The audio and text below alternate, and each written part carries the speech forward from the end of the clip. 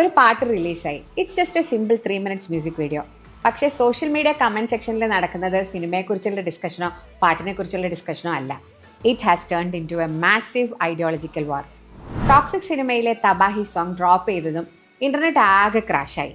ഒരു വശത്ത് യഷിൻ്റെയും കിയാരയുടെയും ഇൻസെയിൻ കെമിസ്ട്രി ആളുകൾ സെലിബ്രേറ്റ് ചെയ്യുമ്പോൾ there is a severe criticism that these romantic scenes are a peak to male gaze and completely objectifying women. പ്രത്യേകിച്ച് ഇതിൻ്റെ ഡയറക്ടർ ഗീതു മോഹൻദാസ് ആയതുകൊണ്ട് തന്നെ.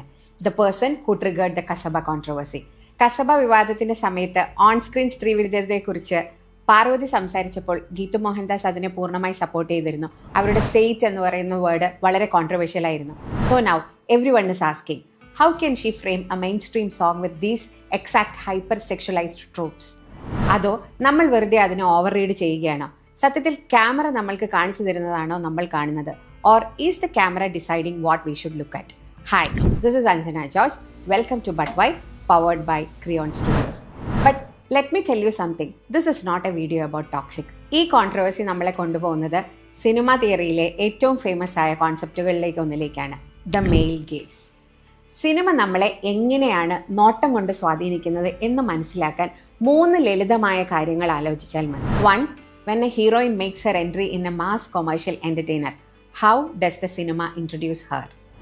ഒരു ഐറ്റം ഡാൻസ് എന്നറിയപ്പെടുന്ന സ്പെഷ്യൽ നമ്പർ പാട്ടിൽ ക്യാമറയുടെ ആംഗിളുകൾ എങ്ങോട്ടെല്ലാമാണ് മൂവ് ചെയ്യുന്നത്? പിന്നെ 3. ക്ലാസിക് റൊമാൻറ്റിക് സീനിൽ is the camera focusing on the love in her ice or is it highlighting her body curves? ഈ 3 ചോദ്യങ്ങൾക്കുള്ള ഉത്തരങ്ങളിലാണ് യഥാർത്ഥത്തിൽ സിനിമയിലെ നോട്ടത്തിൻ്റെ രാഷ്ട്രീയം ഒളിഞ്ഞിരിക്കുന്നത്. Now, let's deep dive into the theory. The term male gaze was coined back in 1975 by a feminist film theorist named Laura Mulvey. Mulvey വളരെ ലളിതമായും എന്നാൽ പവർഫുള്ളുമായ ഒരു ഒബ്സർവേഷനാണ് നടത്തിയത്. She pointed out that in mainstream cinema, the camera operates like the eyes of a heterosexual male spectator. ഇതിനെ മൽവേ 2 type visual pleasures ആയിട്ടാണ് explain ചെയ്തിട്ടുള്ളത്. The first one is scopophilia, which basically means the pleasure of looking or voyeurism. ഒരു scene ഓർത്ത് വെച്ച് നോക്കൂ, ഒരു scene ഓർത്ത് നോക്ക്. കഥാപാത്രത്തിന് അറിയില്ല നമ്മളെ അവർ നോക്കുന്നുണ്ടെന്ന്, but the camera slowly reveals them exclusively for the audience. ആ ഒരു സുഖത്തെയാണ് മൽവേ സ്കോപ്പോഫീലിയ എന്ന് വിളിച്ചത്. 2. Identification. When a male spectator sit in a dark theatre and looks at a powerful hero on screen, അത് ഞാനാണ് എന്ന് മിറർ ഇമേജ് പോലെ അവർ സ്വയം ഐഡൻറ്റിഫൈ ചെയ്യുന്നു. ഹീറോ ഫൈറ്റ് ചെയ്യുമ്പോൾ നമ്മൾ ഇമോഷണലി പഞ്ചടിക്കുന്നു, ഹീറോ ജയിക്കുമ്പോൾ നമ്മൾ ജയിച്ച പോലെ ഫീൽ ചെയ്യുന്നു. But here lies the fundamental problem. Hero എപ്പോഴും കഥ മുന്നോട്ട് കൊണ്ടുപോകുന്ന ആക്റ്റീവ് ഏജൻ്റ് ആയിരിക്കുമ്പോൾ the female character is reduce to the state of to be looked atness. She becomes a mere object of desire. തിയറിയായിട്ട് ബോറടിക്കണ്ട, നമുക്ക് ചില വ്യക്തമായ ഉദാഹരണങ്ങളിലേക്ക് പോകാം. First, let's take Hollywood. Transformers സിനിമയിലെ മേഗൻ ഫോക്സ് വണ്ടിയുടെ എൻജിൻ റിപ്പയർ ചെയ്യുന്ന ആ ഒരു സീൻ ഓർമ്മയുണ്ടോ? Narratively speaking the story just needs her to fix the car. പക്ഷേ ക്യാമറ പൂർണ്ണമായും ഫോക്കസ് ചെയ്യുന്നത് അവളുടെ മിഡ്രിഫിലും ബോഡി കർവുകളിലേക്കുമാണ്. It's exact the same thing with Harley Quinn's introduction scene in Suicide Squad. സ്ത്രീ ശരീരത്തെ പല കഷ്ണങ്ങളായി ക്യാമറ ക്ലോസപ്പിലൂടെ മുറിച്ചു കാണിക്കുന്നത് പീക്ക് ഹോളിവുഡ് മെയിൽ ഗേസാണ്. Now let's look into Hindi cinema. ഇവിടെ ഈ കോൺസെപ്റ്റ് കൂടുതൽ ആഘോഷിക്കപ്പെടുന്നത് ഐറ്റം നമ്പർ എന്നറിയപ്പെടുന്ന സ്പെഷ്യൽ സോങ്ങുകളിലൂടെയാണ്. Take Kamli from Dhoom 3 or Sheila ki Jawani from Tees Maar Khan. ഈ പാട്ടുകൾക്ക് സിനിമയുടെ മെയിൻ സ്റ്റോറിയുമായി ഒരു ബന്ധവുമില്ല. The camera angles frame the actresses purely as a visual commodity. Classic ബോളിവുഡിലേക്ക് പോയാൽ സത്യം ശിവം സുന്ദരം സിനിമയിൽ ഹീറോ ഒരു ടെലിസ്കോപ്പിലൂടെ നായികയുടെ ശരീരം നോക്കുന്ന സീൻ തന്നെയുണ്ട്.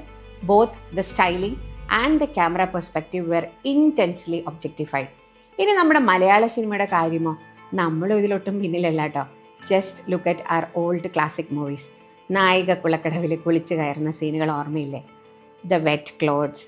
ഈറനണിഞ്ഞ് കുളക്കടവിൽ നിന്ന് കയറി വരുന്ന നായികയെ ഓർമ്മയില്ലേ? The wet clothes and the camera capturing her without her knowledge was a constant source of visual pleasure in Malayalam cinema.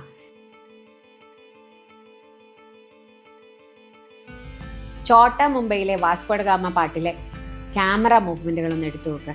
The gaze was given way more importance than the characters' actual emotions. പിന്നെ silk സ്മിതയുടെ biopic എന്ന് വിശേഷിക്കപ്പെടുന്ന the dirty picture സിനിമയിൽ silk പറയുന്ന ഒരു dialogue ഉണ്ടല്ലോ, फिल्में सिर्फ 3 चीजों की वजह से चलती है, एंटरटेनमेंट, एंटरटेनमेंट, एंटरटेनमेंट।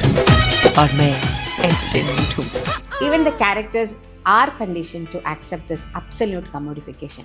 പക്ഷേ മലയാള സിനിമകളിലെ എല്ലാ മെയിൽ ഗേസ് മാത്രമാണോ? Absolutely not. We have brilliant filmmakers who successfully subverted and challenged this perspective. KG ജോർജിന്റെ 1984 മാസ്റ്റർ പീസ് ആദാമിന്റെ വാരിയല് ഇതിൻ്റെ ഒരു വലിയ പാഠപുസ്തകമാണ്. ആ സിനിമയിലെ സ്ത്രീ കഥാപാത്രങ്ങളെല്ലാം തന്നെ സൊസൈറ്റിയുടെ മെയിൽ ഗേസിന്റെ സഫോക്കേഷൻ അനുഭവിക്കുന്നവരാണ്. But during the climax they break the fourth wall, run straight towards the camera. അവർ ക്യാമറയെയും ക്രൂവിനെയും തള്ളിമാറ്റി ആ ഫ്രെയിമിൽ നിന്ന് തന്നെ പുറത്തേക്ക് ഓടിപ്പോകുന്നു. They completely shattered the gaze. സ്ത്രീ സംവിധായകർ ക്യാമറ കയ്യിലെടുക്കുമ്പോൾ സംഭവിക്കുന്നത് നോക്കൂ. Look at Deepa Mehta's landmark film Fire. വളരെ സെൻസിറ്റീവായ ഒരു ലെസ്ബിയൻ റിലേഷൻഷിപ്പിനെ കുറിച്ചുള്ള സിനിമയായിട്ടും അതിലൊരിടത്തും ഇറോട്ടിക് വോയറിസം നമുക്ക് കാണാൻ കഴിയില്ല. Everything is shot with intense dignity and grace. പക്ഷേ ഇവിടെ പ്രസക്തമായ മറ്റൊരു ചോദ്യമുണ്ട്. സ്ത്രീ സംവിധായകർ ക്യാമറ കയ്യിലെടുത്താൽ ഈ മെയിൽ ഗേസ് ഓട്ടോമാറ്റിക്കായി മാറിക്കൊള്ളണമെന്നുണ്ടോ? തീർച്ചയായും ഇല്ല. കാരണം പതിറ്റാണ്ടുകളായി നമ്മൾ കണ്ടുശീലിച്ച വിഷ്വൽ ഗ്ലാമർ പലപ്പോഴും സ്ത്രീകളെ പോലും സ്വാധീനിച്ചിട്ടുണ്ട്. അതുകൊണ്ട് ഇത് വെറും ഒരു ജെൻഡർ പ്രശ്നമല്ല, മറിച്ച് ഫിലിം മേക്കറുടെ ബോധപൂർവമായ ആർട്ടിസ്റ്റിക് ഡിസിഷൻ കൂടിയാണ്. അതുകൊണ്ടാണ് പുരുഷന്മാരായ സംവിധായകർ വിചാരിച്ചാലും മെയിൽ ഗേസിനെ ചലഞ്ച് ചെയ്യാൻ പറ്റും എന്ന് നമ്മൾ മനസ്സിലാക്കേണ്ടത്. സമീപകാല മലയാള സിനിമകളിൽ പോലും ഈ വലിയ മാറ്റങ്ങൾ കാണാം. Take the great Indian kitchen for example. അടുക്കളയിലെ അഴുക്കും വിയർപ്പും ഒട്ടും ഗ്ലോറിഫൈ ചെയ്യാതെ റിയലായി കാണിച്ചപ്പോൾ അവിടെ തകരുന്നത് ആണുങ്ങളുടെ പരമ്പരാഗത നോട്ടമാണ്.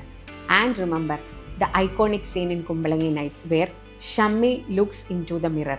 അവിടെ പുരുഷൻ തന്നെ തൻ്റെ പൗരുഷത്തെ ഒരു നിർമ്മിത ഒബ്ജക്റ്റീവായി കാണുകയാണ് ചെയ്യുന്നത്. It's a brilliant execution of self objectifying gaze. അതുകൊണ്ടാണ് ചിലർ ചോദിക്കുന്നത്, ഗീതു മോഹൻദാസിനെ പോലെ ഒരു ഫിലിം മേക്കർ ടോക്സിക്കിൽ ഇത്തരം ഫ്രെയിംസ് ചൂസ് ചെയ്തത് എന്തുകൊണ്ടാണെന്ന്. Is it purely the demand of A commercial cinema or is it A conscious artistic choice? അതോ നമ്മൾ വെറുതെ പ്രൊമോഷണൽ സോങ്ങിനെ ഓവർ അനലൈസ് ചെയ്യുകയാണോ? അവസാനമായി പറയാനുള്ളത്, മെയിൽ ഗേസ് എന്നത് വെറുമൊരു ലേബലല്ല.